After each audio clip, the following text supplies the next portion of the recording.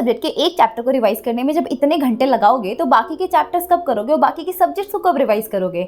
और मान लेते कि तुम्हारे पास एक सब्जेक्ट के पेपर से पहले 4-5 दिन के गैप डेज होते हैं, उस गैप डेज में तो तुम आराम से चैप्टर्स पढ़ रहे हो, लेकिन एग्जाम से जस्ट पहली रात को जब 10-12 चैप्टर्स एक साथ रिवाइज करने होंगे तब क्या करोगे। तब काम में आती है रिवीजन की ये साइंटिफिक टेक्निक्स जो आज मैं आपको इस वीडियो में बताने वाली हूँ। इस वीडियो को पूरा एंड तक देखना क्योंकि ये आपके लिए टाइम सेविंग वीडियो हो सकती है। जब भी आप रिवाइज करोगे, अगर इस टेक्निक के थ्रू अगर आप रिवाइज करोगे तो आपका रिवीजन बहुत फास्ट होगा और जल्दी आप अपने चैप्टर्स को रिवाइज कर पाओगे। और चैप्टर्स ऐसे रिवाइज नहीं कि आपने बस पढ़ लिया और हो गया, आप एफिशिएंटली उसको अच्छे से रिवाइज कर पाओगे ताकि चीजें दिमाग में आपके घुस सके। So hi everyone, my name is Ekta Soni, welcome और welcome back to this YouTube channel. Video start करने से पहले I would like to thank you guys, क्योंकि आज ही हमारे चैनल पे 50K सब्सक्राइबर्स हुए हैं and while I am posting this video शायद हो भी गए होंगे अब तक 50K। तो प्लीज़ मेक श्योर कि आप भी सब्सक्राइब करें चैनल को, क्योंकि जैसे ही आपके एग्जाम्स हो जाते हैं उसके बाद में आई थॉट कि हम पहला मीटअप करेंगे 100K सब्सक्राइबर्स पे, जहाँ पर मैं आपको करियर गाइडेंस दे रही होंगी। क्योंकि 12th के बाद में बहुत इंपॉर्टेंट होता है यार कि क्या करना है करियर में, क्या ऑप्शन चूज़ करना चाहिए, कौन सी ब्रांच लेनी चाहिए, बहुत सारी चीज़ें होती हैं। तो वहाँ पर हम डिस्कस कर रहे होंगे और मैं पहला मीटअप 100K पे करना चाहती हूँ एंड आपसे मिलना चाहती हूँ। और आई विश कि वो 100K जल्दी से हो जाएं। जब तक बोर्ड एग्जाम का रिजल्ट आता तब तक अगर हमारे 100K हो जाते हैं तो हम मीटअप कर सकेंगे और डिस्कस कर सकेंगे आगे करियर में क्या करना है। Sure you are subscribing to this YouTube channel और जल्दी से 100K का टारगेट अचीव करते हैं। जल्दी से स्टार्ट करते हैं बिना किसी देरी के। देखो यार, रिवीजन दो तरीके का होता है। नंबर 1 टाइप का ही जिसमें फास्ट ट्रैक रिवीजन चलता है, जहां पर तुम एग्जाम से पहली रात रिवीजन कर रहे होते हो और इतना फास्ट कर रहे होते हो जिसमें तुम एक ही दिन में पूरा सब्जेक्ट निपटा रहे होते हो। उस पर भी मैं आऊंगी, कैसे करते हैं वो भी बताऊंगी। नंबर 2 टाइप का रिवीजन वो होता है जिसमें तुम्हारे पास में 5-7 दिन रहते हैं या 10-12 दिन रहते हैं, जिसमें तुम्हें रिवाइज करना होता है while doing other subjects as well. ऐसा नहीं कि 10-12 दिन में तुम एक सब्जेक्ट को घीसे जा रहे हो और दूसरे सब्जेक्ट को छोड़ दिया है। तो हम सबसे पहले बात करते हैं दूसरे टाइप की रिवीजन की, वो कैसे करना है। देखो यार, सबसे पहले जो इंपॉर्टेंट मेरी पर्सनल फेवरेट जो टिप होती है वो ये है कि मैं भी ये करती हूँ पर्सनली, कि कोई भी चैप्टर जब रिवाइज करना हो तो अपने पास में एक रफ कॉपी लेकर बैठो और सबसे पहले चैप्टर में घुसो मत, चैप्टर का फ्लो चार्ट इंडेक्स देखो, उसके अंदर जो जो सब टॉपिक्स गिवन है तुम्हें वो सारे टॉपिक्स रफ कॉपी के अंदर लिख लो, फ्लो चार्ट बना लो। अब तुम्हारा दिमाग एकदम उसको सही से देखने लगेगा कि यार ये चैप्टर में क्या क्या पढ़ना है, और आधी प्रॉब्लम तुम्हारी वहीं खत्म हो जाएगी और तुम्हारे दिमाग को सब ईजी लगने लगेगा। और जब ईजी लगने लगेगा तो आराम से ईजीली हो भी जाएगा। तो पहले तुम टॉपिक्स देखो और हर टॉपिक पे तुम देख लो कि ये टॉपिक मुझे इतना अच्छे से आता है तो मुझे इसमें कम टाइम लगेगा, ये टॉपिक मुझे थोड़ा कम आता है तो इसमें थोड़ा ज्यादा टाइम लगेगा। ऐसे अपने टाइम स्लॉट्स अब हर एक टॉपिक को दो। अगर अपन बात करें 1 घंटे में एक चैप्टर को रिवाइज करने की, देखो कोई हार्ड एंड फास्ट रूल नहीं है कि तुम्हें 1 घंटे में एक चैप्टर रिवाइज करना ही करना है। अब वो चैप्टर डिपेंड करता है कि अगर बहुत बड़ा और तुम्हें कम आता है तो तुम्हें हो सकता है 2 या 3 घंटे भी लग जाए, दैट्स कंप्लीटली फाइन। बट ऐसा भी कभी कभार होता है कि तुम्हें चैप्टर आता भी बहुत अच्छे से और छोटा भी चैप्टर है और हो सकता है वो बड़ा भी चैप्टर लेकिन तुम्हें बहुत अच्छे से आता है, तो वो 1 घंटे में रिवाइज आसानी से हो जाता है। ऑल डिपेंड्स कि आपको कितने अच्छे से आता है वो चैप्टर, ठीक है। तो मान लेते कि तुम्हें 1 घंटे में वो चैप्टर रिवाइज करना है, तो 1 घंटे को मैं 3 स्लॉट्स में डिवाइड करती हूँ। 20-20 मिनट्स के 3 स्लॉट होते हैं। शुरुआत के जो 40 मिनट होते हैं उसमें तुम चैप्टर के कॉन्सेप्ट्स को बहुत अच्छे से लर्न कर रहे होगे, वो लर्निंग टाइम होता है और समझने का टाइम होता है, वहां समझ के पढ़ाई करो।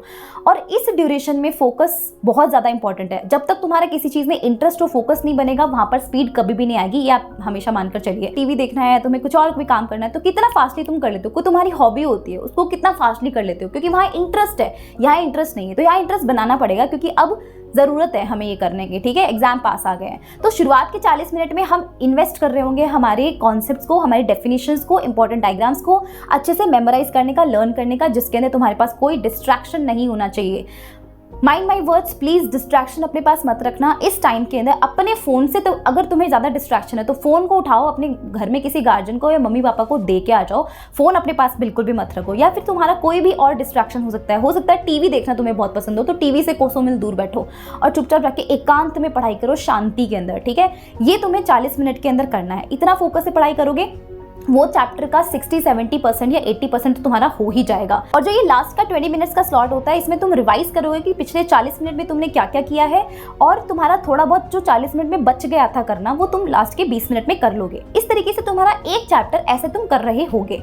ये होता है कि जब तुम्हें चैप्टर बहुत अच्छे से आता है और मान लो कि तुम्हें चैप्टर नहीं आता या थोड़ा बहुत आता है तो उसमें तुम क्या करोगे, 2 घंटे लगाओ, 3 घंटे लगाओ, सेम ही स्लॉट्स अपने आप को दो, ठीक है। जब तक तुम अपने आप को स्लॉट्स नहीं दोगे, अपने आप को डेडलाइन नहीं दोगे कि कि 20 मिनट में ये टॉपिक खत्म होना चाहिए, तब तक वो टॉपिक कभी खत्म नहीं होगा, ये आप मानकर चलिए।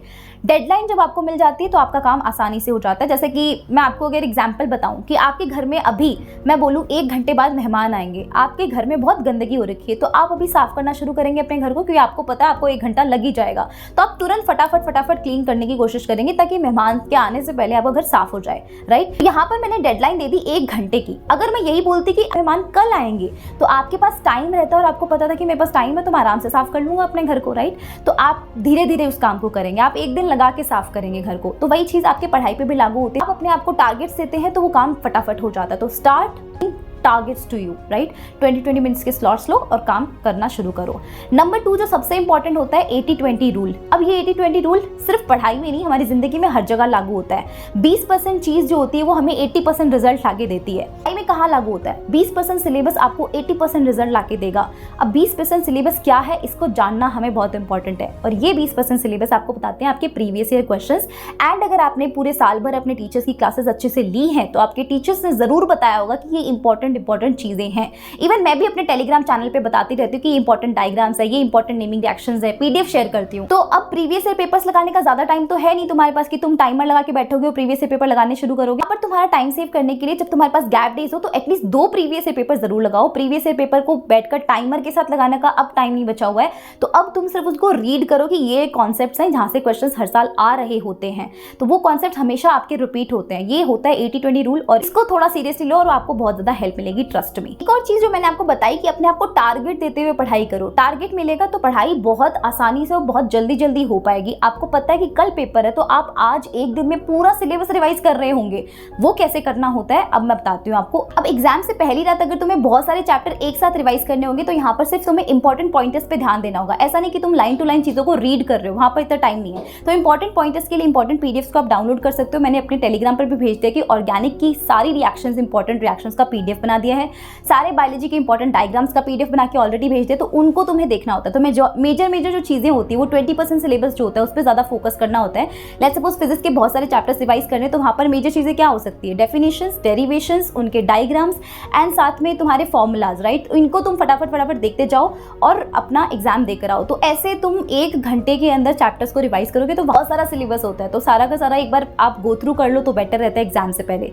तो ये टिप्स एंड ट्रिक्स अगर आप फॉलो करते हैं तो आपके लिए बेनिफिशियल रहेगा। इस एग्जाम टाइम के अंदर फटाफट रिवीजन करेंगे और जितना ज्यादा रिवीजन करेंगे आपकी एक्यूरेसी उतनी ही अच्छे से आएगी। क्या that's it for today's video. Please do let me know in the comments आपको ये वीडियो कैसी लगी। अगर आपको वीडियो अच्छी लगी हो तो do like, share and subscribe. अपने सारे दोस्तों के साथ शेयर जरूर करिएगा अपने व्हाट्सएप ग्रुप्स में, एंड अपने स्टडी के अंदर जरूर इनको शामिल करेगा इन ट्रिक्स को, स्पेशली 80-20 रूल्स वाली और विदाउट एनी डिस्ट्रैक्शन पढ़ाई करने वाली टिप को जरूर फॉलो करिएगा।